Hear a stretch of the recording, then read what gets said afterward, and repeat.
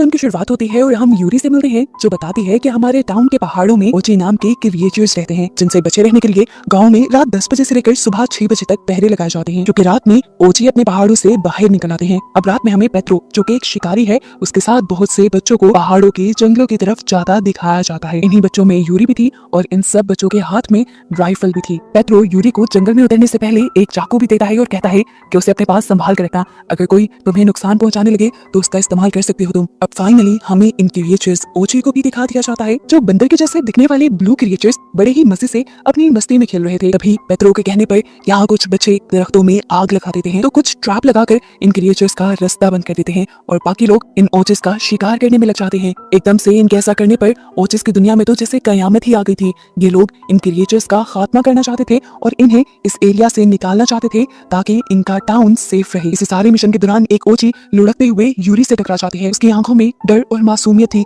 पर फिर भी वो यूरी के सामने खड़ी थी, क्योंकि उसका बच्चा ऊपर दरख्त पे फंसा हुआ था जिसे उसे बचाना था। कि देखकर यूरी इमोशनल हो गई और यूरी ने उसकी मदद करने के लिए इस बच्चे को दरख्त से उतारने का फैसला किया। अभी उसने बच्चे को उतारा ही नहीं था कि यूरी के एक साथी ने ओची मदर पर हमला कर दिया। वो बहुत ज्यादा जख्मी हो गई और उसके साथ ही उसे यहाँ से ले गई। हालांकि उसका बच्चा इसी जंगल में भटक गया। सुबह होते ही पेट्रो बच्चों के साथ घर वापस आ गया और सभी की तारीफ भी की उसने, क्योंकि रात को इन्होंने काम तो अच्छा किया था, पर अपने खाने के लिए ये कोई शिकार नहीं कर पाए थे। इसलिए वो सब बच्चों को, जो कि उसके पास शिकार सीखने के लिए आए थे, उन्हें ज्यादा मेहनत करने को कहता है, बिल्कुल रोबर्टो की तरह, जिसने कल मदर ओची पर हमला किया था। कुछ देर बाद खाने के टेबल पर पेट्रो रोबर्टो के सामने ही यूरी को भी बहुत बुरा भला कहता है, क्योंकि शिकार में उसकी परफॉर्मेंस बहुत ही ज्यादा बुरी थी। इसलिए वो नाराज होकर वहां से चली जाती है। जंगल में वो मुंह ठीक करने को आई थी, पर तभी उसे एक तेज आवाज आई एक गार में से। उसने करीब जाकर देखा तो वहाँ वही ओची ट्रैप में फंसा था, जिसको उसकी माँ बचा नहीं पाई थी। यूरी को देखकर घबराकर वो और भी ज्यादा चिल्लाने लगा। यूरी को वो काट ना लेता, इसलिए यूरी उसके गले में लकड़ी फंसाते हुए उसे ट्रैप से आजाद कर देती है और ओची तेजी से भागने की कोशिश करता है, पर जख्मी होने की वजह से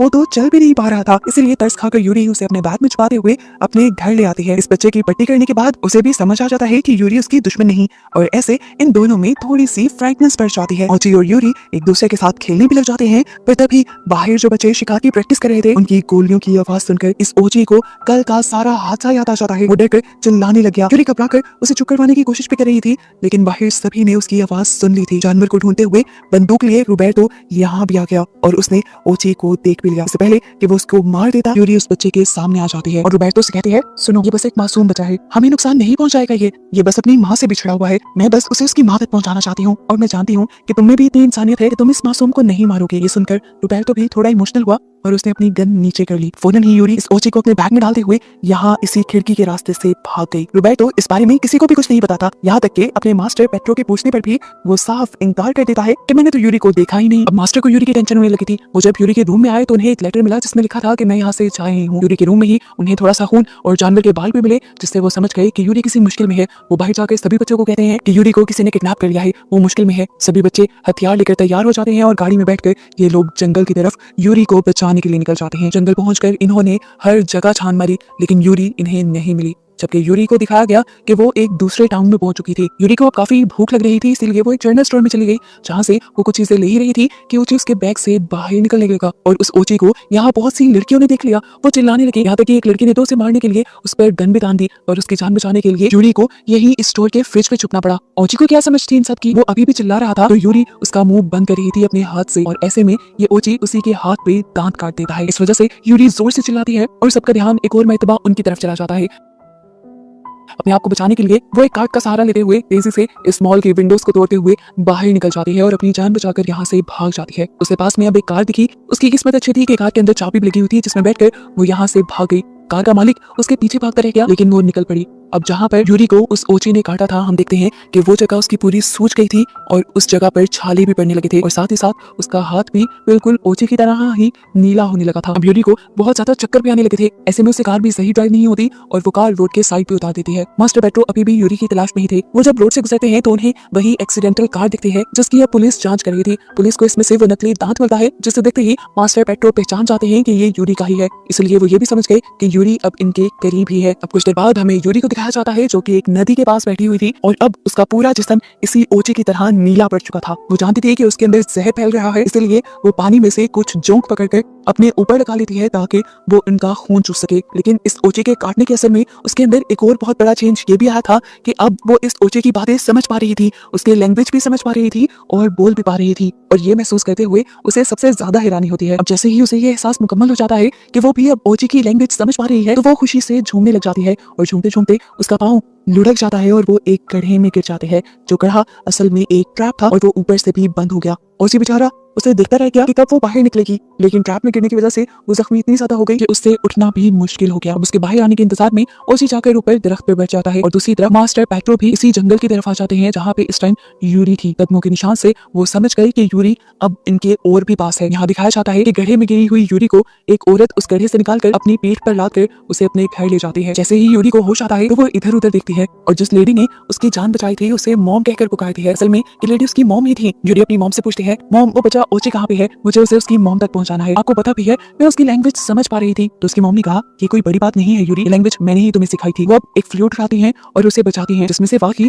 ओची जैसी ही आवाज निकल रही थी। ये सुनकर यूरी उसे कहती है जो भी हो मुझे उस बच्चे तक जाना है और उसे उसकी मॉम तक पहुंचाना है, मैं उसे लावारिस नहीं छोड़ सकती जैसे आपने मुझे छोड़ दिया है। यहाँ हम देखते हैं कि बारिश में भीगा हुआ रोबर्टो यूरी के घर के पास ही बैठा था, लेकिन उसे ये नहीं मालूम था कि यूरी इसी घर के अंदर है। सुबह यूरी की आंख खुलती है उसी ओची की आवाज से, लेकिन वो दिखती है कि ये उसकी मॉम की फ्लूट की आवाज थी जिसका पीछा करते हुए वो एक जगह जाती है तो वहाँ उसे बहुत सारी बुक्स और रिसर्च मिलती है जो उसकी मॉम ने ओची पर ही की हुई थी। उसकी मॉम से कहती है कि जिन क्रिएचर्स का तुम भला सोच रही हो वो उस भले के काबिल है ही नहीं, वो इंसानों से नफरत करते हैं और सालों से नफरत ही करते आ रहे हैं। जो बच्चा तुम्हारे पास है तुम उसे उसकी माँ तक तो पहुंचा दोगी, लेकिन जैसे ही उस बच्चे में से उन्हें इंसानों की स्मेल आएगी तो वो अपने ही बच्चे को अपने से दूर कर देंगे, अलग कर देंगे, उसे मार देंगे। तो फिर क्या फायदा तुम्हारी इतनी मेहनत का। ये सुनकर यूरी को गुस्सा आ जाता है और वो अपनी मॉम पे ही चिल्लाती है। उसे लगता है कि उसकी मॉम उससे झूठ बोल रही है और वो कहती है कि जो माँ अपने बच्चे के बारे में ना सोच सके उसे दूसरों के बच्चों की क्या परवाह होगी। वो यहाँ पर अपनी मॉम का ही बनाया मैप देखती है और उसे पता चल जाता है कि ओचिस की दूसरी लोकेशन क्या है। जिसका रास्ता देखने के बाद वो अपने कपड़े पहनकर अपनी मॉम को छोड़कर बाहर निकल जाती है, अपने खाने के लिए कुछ सामान उठाती है और फिर यहाँ पर ओची को ढूंढने का फैसला करती है। जब यूरी यहाँ से जा रही थी तो तभी रोबर्टो उसे देख लेता है और मास्टर पेट्रो को उसके यहाँ होने की खबर दे देता है। जब तक मास्टर पेट्रो यहाँ आए तब तो यूरी इस घर में थी ही नहीं। अंदर जाने पर उनकी मुलाकात यूरी की मॉम से हुई, जिसके बारे में उन्होंने यूरी से पूछा तो उसने बताया कि यूरी मेरी बेटी है। वो यहाँ आई तो जरूर थी, लेकिन अब वो उस ओची के बच्चे को ढूंढने के लिए यहाँ से जा चुकी है और अगर उसके साथ कुछ भी हुआ तो मैं उसका जिम्मेदार तुम्हें मानूंगी। ऐसे ही बातें कहते हुए इनके दरमियान बहस बढ़ जाती है और हाथापाई उतर आती है। इनकी हाथापाई ये बच्चे छुड़वाते हैं और अंदर जाकर वो लोग इस घर की तलाशी लेने लगते हैं, जहाँ पर रोबर्टो को वही मैप मिल जाता है जिस मैप को देखते हुए यूरी यहाँ से गई थी। मैप पे ओचिस की लोकेशन थी। वो जानते थे कि यूरी वहीं गई होगी, इसीलिए ये लोग भी वहीं जाने का फैसला करते हैं। यहाँ यूरी जंगल में काफी देर से उस बच्चे को ढूंढ रही थी। वो ओची की ही आवाज में उसे बुलाती भी है, लेकिन थक जाती है क्योंकि काफी देर तक उसे वो बच्चा नहीं मिलता। एक जगह थक कर वो लेट जाती है और रोने लगती है और तभी ओची की नजर यूरी पर पड़ जाती है और वो जोर से यूरी को बुलाता है। उसे देखकर यूरी ऐसे हो गई थी जैसे उसे कोई खजाना मिल गया हो। दरख्त पर चढ़कर फौरन वो उसे पकड़ लेती है। इस सारे चक्कर में अब रात हो चुकी थी। यूरी यहीं पर थोड़ा सा खाना खाती है, खुद दूध पीती है और इस ओची को भी पिलाती है और फिर इस ओची को उसी की लैंग्वेज में बताती है कि अब रात हो गई है, लेकिन सुबह होने पर मैं तुम्हें तुम्हारी माँ के पास ले जाऊंगी। ये लोग एक छोटा सा कैंप बना देते हैं जहाँ पर ये सो जाते हैं। सुबह होते ही यूरी एक छोटी सी राफ्ट बनाती है क्योंकि उसे नदी को पार करना था। नदी को पार करके ये लोग पहाड़ों की दूसरी तरफ चले जाते हैं जो एक हसीन दुनिया थी। खूबसूरत पहाड़ और इनमें छोटे छोटे गार जिनके अंदर ये सारे ओचिस छुपे हुए थे। यूरी के पास वाला ओची अपने लोगों को आवाज देता है। सभी खुश होकर बाहर तो आते हैं, लेकिन यूरी को देखकर सब वापस अपने गारों में छुप जाते हैं। ये देखकर यूरी समझ जाती है कि उसकी मॉम सही कह रही थी कि उसके साथ जब ये लोग इस बच्चे को देखेंगे तो उसे कभी एक्सेप्ट नहीं करेंगे। इतनी देर में हम देखते हैं कि पेट्रो भी अपनी पूरी टीम के साथ यहाँ पहुंच जाता है और आते ही यहाँ पर फायरिंग शुरू कर देता है। यूरी नहीं चाहती थी कि यहाँ किसी भी ओची को नुकसान पहुंचे, खासकर उस ओची को जो उसके साथ था। इसीलिए जब वो उसे बचाने की कोशिश कर रही थी तो तब उसकी ये राफ्ट भी पलट जाती है और वो पानी में गिर जाती है। पेट्रो उसे ओची को छोड़कर उनके पास आने को कहता है, लेकिन यूरी उसकी बात नहीं मानती और इनसे बचने के लिए वो तेजी से तैरते हुए एक बड़े से गार के अंदर चली जाती है। ये गार बहुत खतरनाक था, लेकिन यूरी किसी भी चीज से डर नहीं रही थी। मास्टर पेट्रो हर हाल में यूरी को ही बचाना चाहते थे, इसीलिए वो उस गार के अंदर जाने का खुद फैसला करते हैं कि गार बहुत खतरनाक था, बच्चों की जान खतरे में पड़ सकती थी। पेट्रो यूरी को पकड़ने के लिए इस गार में तेजी से भागता है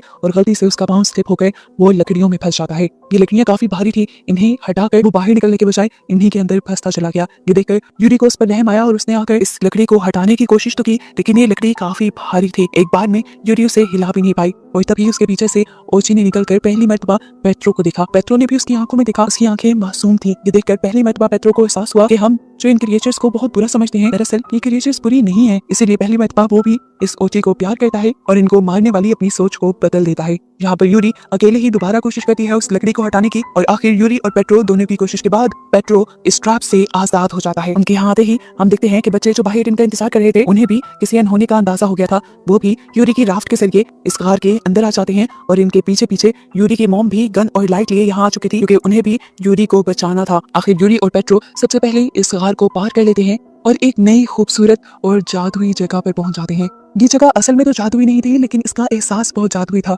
ये खूबसूरती इन्होंने पहले कभी नहीं देखी थी। यहीं पर सारी क्रिएचर्स निकलकर इन इंसानों को भी देखती हैं। पेट्रो और यूरी को लग रहा था कि वो अपने और क्रिएचर्स के दरमियान का ये रिश्ता बेहतर कर लेंगे, लेकिन तभी पीछे से पेट्रो ने देखा कि उसके शिकारी बच्चे गन लिए इन क्रिएचर्स को मारने की तैयारी में थे, जैसा पहले उन्होंने सिखाया था। पेट्रो ने रोकने की भी कोशिश करता है, पर एक बच्चा गोली चला देता है। शुक्र है कि वो गोली किसी क्रिएचर को नहीं लगी, बल्कि पहाड़ पे लग गई। लेकिन उस गोली के डर से सारी ये क्रिएचर वापस अपने अपने गारों में चली गई। ये क्रिएचर्स अब दोबारा और भी ज्यादा गुस्से में आ चुके थे। सिचुएशन संभालने के लिए यहाँ पर यूरी की मॉम अब अपना फ्लूट बचाते हैं और इन क्रिएचर्स से बात करके इन्हें समझाते हैं कि इन इंसानों का कोई बुरा इरादा नहीं, वो तो सिर्फ इनके एक बच्चे को इनको वापस करने के लिए आए थे। ये सुनकर वो ओचिस भी रिलैक्स हो जाते हैं। यूरी जाकर उस ओची को उसकी माँ को पकड़ाती है और ओची अपनी माँ से लिपट जाता है। एक माँ और बच्चे के मिलाने के एहसास से यूरी बहुत ज्यादा इमोशनल हो जाती है और पीछे अपनी मॉम को देखती है, जो भी आंसुओं से रो रही थी। अब उसकी मॉम और वो एक दूसरे के करीब जाते हैं और गले लग जाते हैं। आखिर ये दोनों भी अब मिल गए थे और इन दोनों के दरमियान का रिश्ता भी बेहतर हो गया था। और बस इन्हीं दोनों बच्चों को अपनी माँ के साथ खुश दिखाते हुए